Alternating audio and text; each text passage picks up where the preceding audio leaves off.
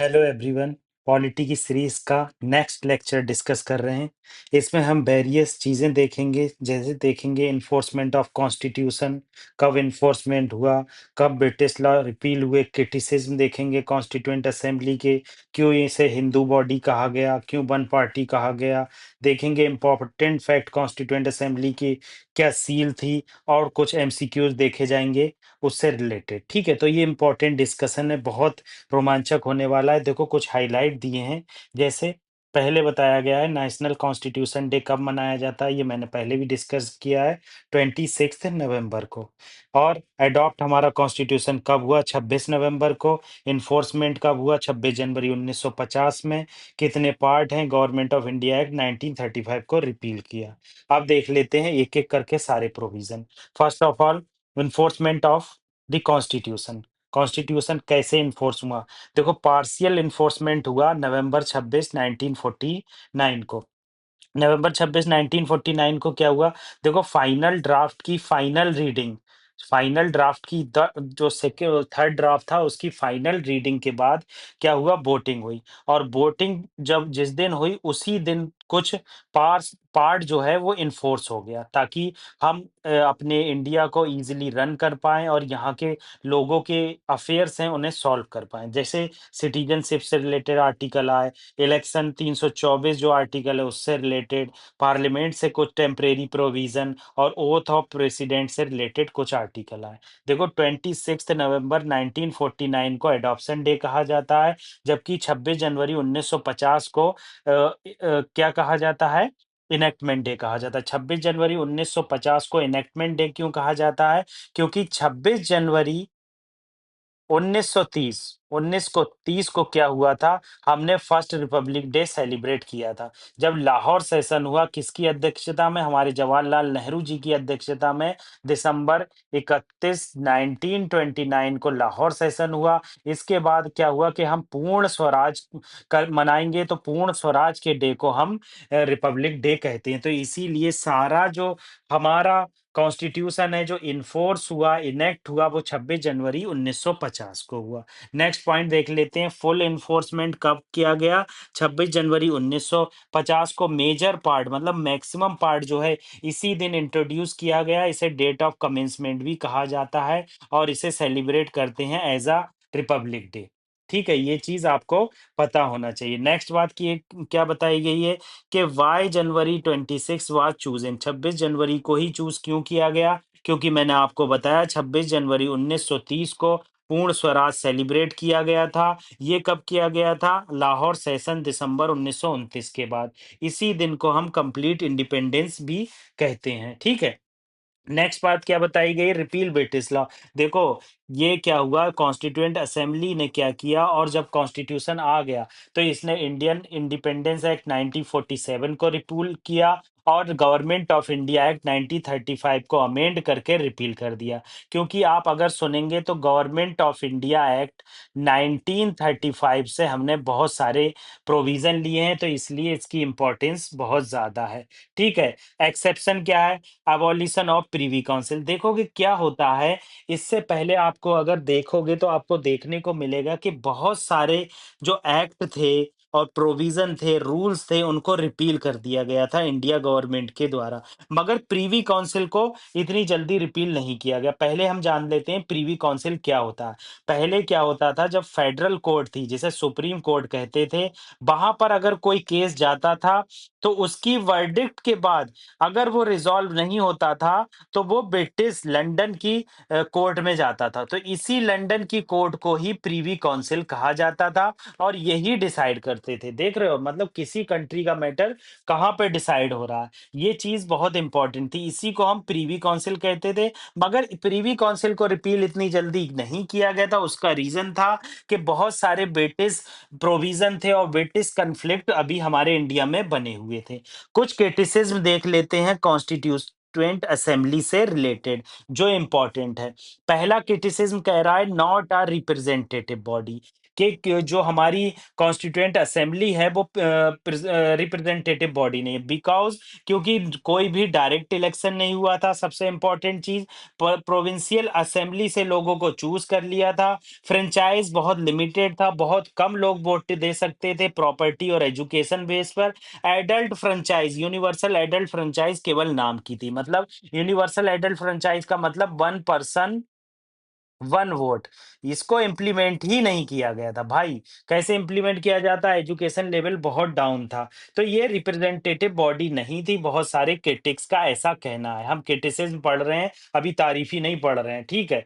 Not a sovereign body, sovereign body इसे नहीं कहा गया क्योंकि इसे कैबिनेट मिशन 1946 ने अप्रूव किया था और ब्रिटिश गवर्नमेंट के फ्रेमवर्क पे था।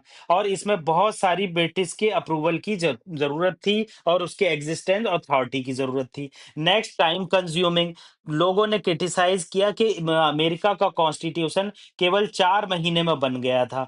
नजीर उद्दीन अहमद ने तो यहाँ तक कहा ड्राफ्टिंग कमेटी एक ड्रिफ्टिंग कमेटी है क्योंकि इसने बहुत सारा टाइम लिया था। क्रिटिसिज्म पर प्रीलिम्स में बहुत कम क्वेश्चन पूछता है, मगर आप जब क्रिटिसिज्म आएगा यूपीएससी मेंस में तो ये आपको पता होना चाहिए। 2 साल 11 महीने 18 दिन लगे थे, इसीलिए इसे क्या कहा गया, टाइम कंज्यूमिंग बॉडी कहा गया। वन पार्टी डोमिनेंस था, कांग्रेस का इसमें डोमिनेंस था, अदर का डोमिनेंस नहीं था। गॉर ग्रैनविले ऑस्टिन, ग्रैनविल ऑस्टिन भी कहते हैं इन्हें, ग्रैनविल ऑस्टिन जो अमेरिका के स्कॉलर थे, इन्होंने क्या कहा था कि ये जो है वन पार्टी को रिप्रेजेंट करती है और इसमें डाइवर्सिटी नहीं है, मार्जिनलाइज्ड कम्युनिटी की वॉइसेस को अपोज किया गया है, ठीक है, ये बात कही गई। नेक्स्ट कैटेगरी क्या, लॉयर पॉलिटिशियन डोमिनेशन। भाई आप जानते हैं जवाहरलाल नेहरू जी लॉयर थे, शायद पटेल जी भी लॉयर थे और अंबेडकर साहब तो आपको पता ही है लॉयर थे। तो क्या हुआ, इसमें लॉयर का बहुत ज्यादा डोमिनेंस था। अब लॉयर की डोमिनेंस की वजह से क्या हुआ कि अदर जैसे फार्मर्स, विमेन, वर्कर का रिप्रेजेंटेशन नहीं हुआ। लेंदी था, टेक्निकल था, इसकी लैंग्वेज आप जानते ही हैं, लॉयर्स की लैंग्वेज बहुत टफ होती है और इसकी वजह से इसका क्रिटिसिज्म कहा गया। हिंदू डोमिनेशन, क्या हुआ, माइनॉरिटी का रिप्रेजेंटेशन बहुत कम था, पिछली स्टेट का रिप्रेजेंटेशन बहुत कम था, इसीलिए इसे हिंदू डोमिनेशन का नाम दिया गया। अब इंपॉर्टेंट फैक्ट देख लेते हैं जो प्रीलिम्स में बहुत ज्यादा पूछे जाते हैं। पहली चीज मैंने पहले भी आपको बताई थी, symbol of constituent assembly elephant थी और ये ऑफिशियल सील और सिंबल के नाम से जानी जाती थी। इसी इस सिंबल जो था स्ट्रेंथ, विजडम और स्टीड फास्टनेस को सिंबलाइज करता है। किसको, स्ट्रेंथ, विजडम और स्टीड फास्टनेस। कॉन्स्टिट्यूशनल एडवाइजर जो थे वो हमारे बी एन रॉय थे, इन्हें लीगल और कॉन्स्टिट्यूशनल एडवाइजर कहा जाता था। कॉन्स्टिट्यूएंट असेंबली का फर्स्ट ड्राफ्ट प्रिपेयर करने में बहुत इंपॉर्टेंट रोल रहा बी एन राव जी का। आप देख लो बी एन राव जी को, चेहरा याद होने से चीजें याद अच्छे से होती हैं। अगली चीज सेक्रेटरी। भाई सेक्रेटरी कौन होता है, सेक्रेटरी किसी भी डिपार्टमेंट या किसी भी असेंबली में time to time meeting arrange करता है, time to time paper arrange करता है और मैनेजमेंट का सिस्टम करता है। तो सेक्रेटरी जो थे कॉन्स्टिट्यूएंट असेंबली के, वो एच वी आर एंगर जी थे। चीफ ड्राफ्टमैन हमारे एस एन मुखर्जी थे, जो ड्राफ्टमैनशिप में कैसे कॉन्स्टिट्यूशन को ड्राफ्ट किया जाएगा, कहाँ प्रोविजन कौन सा होगा, फंडामेंटल राइट पार्ट थर्ड में होना चाहिए या नहीं होना चाहिए, कौन सी चीज कॉन्स्टिट्यूएंट असेंबली की मान लेना चाहिए, किसको रिपील कर देना चाहिए, ये सब फैक्ट हैं, आपको याद होना ही चाहिए। जैसे बी एन रॉय मैंने बताया, बी एन रॉय जो थे लीगल और कॉन्स्टिट्यूशनल एडवाइजर थे कॉन्स्टिट्यूएंट असेंबली के, और H V R Iengar secretary थे कॉन्स्टिट्यूएंट असेंबली के, chief draftsman S N Mukherjee थे। कैलीग्राफर, ये सब याद होना चाहिए भाई, इसमें कोई भी रियायत नहीं है। कैलीग्राफर, और कोलीग्राफर जो ओरिजिनल कॉन्स्टिट्यूशन था इंग्लिश में उसके कौन थे, प्रेम बिहारी रायजादा। मतलब कैलीग्राफर का मतलब इन्हें लिखा कैसे गया, तो इटैलिक स्टाइल में लिखा गया। और ये प्रेम बिहारी रायजादा जो है बहुत ज्यादा फेमस है कैलीग्राफर। डेकोरेशन देखोगे आप कॉन्स्टिट्यूशन को तो इस तरह से डेकोरेशन किया गया है। ये देख रहे हो, ये डेकोरेशन तो चलो किसी ने किया, ये वाला आप देखो, ये जो डेकोरेशन है, ये सब डेकोरेशन किया गया है। इसे डेकोरेशन किसके द्वारा किया गया, ये बहुत ज्यादा इंपॉर्टेंट है। इसे डेकोरेशन जो शांति निकेतन से आर्टिस्ट आए थे, शांति निकेतन कहाँ है, बंगाल में, तो वहां से जो आर्टिस्ट आए थे उन्होंने किया, जिसमें मेजर आर्टिस्ट का नाम नंदलाल बोस है और बिहोहर राम मनोहर सिन्हा जी। ये आप याद रखना। ऑर्नामेंटल, ऑर्नामेंट मतलब कि किस तरह से उसे ऑर्नामेंटली सजाया गया है प्रिएम्बल को, तो बीहर राम मनोहर सिन्हा जी थे। हिंदी वर्जन के कैलीग्राफर और डेकोरेशन किसने किया? हिंदी वर्जन के कैलीग्राफर से बसंत कृष्ण वैद्य और डेकोरेशन नंदलाल बोस ने कहा। ये मैंने जल्दी से बताया क्योंकि इसमें मैं कुछ नहीं कर सकता भाई, ये रटना ही रटना है। ज्यादा रटने की कोशिश मत लेना, माइंड पे प्रेशर मत डालना। वक्त के साथ एमसीक्यूज करेंगे, खुद चीजें याद हो जाएंगी। अब हिंदी टेक्स्ट, ये बहुत इंपॉर्टेंट है। हिंदी टेक्स्ट ओरिजिनल कॉन्स्टिट्यूशन में नहीं था, कोई भी हिंदी वर्जन नहीं था हमारे कॉन्स्टिट्यूशन का। 1950 में क्या डिसाइड हुआ कि हम हिंदी टेक्स्ट को, इंग्लिश को, वर्जन को हिंदी में तब्दील करेंगे। इसके लिए 58th कॉन्स्टिट्यूशनल अमेंडमेंट आया 1987 में, देख रहे हो, 1987 में अमेंडमेंट आया। आर्टिकल आया 394 ए पार्ट 22, ये याद होना चाहिए, बहुत इंपॉर्टेंट चीज है। कौन सा अमेंडमेंट आया? 58th। और कौन सा आर्टिकल आया? 394 ए। और पार्ट कौन सा आया? पार्ट 22, ये आपको पता होना चाहिए। अब प्रेसिडेंशियल ऑर्डर से हिंदी वर्जन का ट्रांसलेट किया गया और कोई भी वर्ड को जो है इधर उधर नहीं किया गया। जो वर्ड इंग्लिश में था उसे हिंदी में वैसे ही ट्रांसलेट किया गया। अब आप कुछ क्वेश्चन देख लो हमारे कॉन्स्टिट्यूएंट असेंबली से रिलेटेड। पहला क्वेश्चन इसने पूछा है रिगार्डिंग अथॉरिटेटिव हिंदी टेक्स्ट के बारे में पूछा है। हिंदी टेक्स्ट कब आया और इससे रिलेटेड स्टेटमेंट कौन सा करेक्ट है? पहली इंपॉर्टेंट चीज क्या कह रही है कि original constitution of India included N authoritative authoritative text in Hindi. बिल्कुल गलत। मैंने भाई कब बताया ओरिजिनल?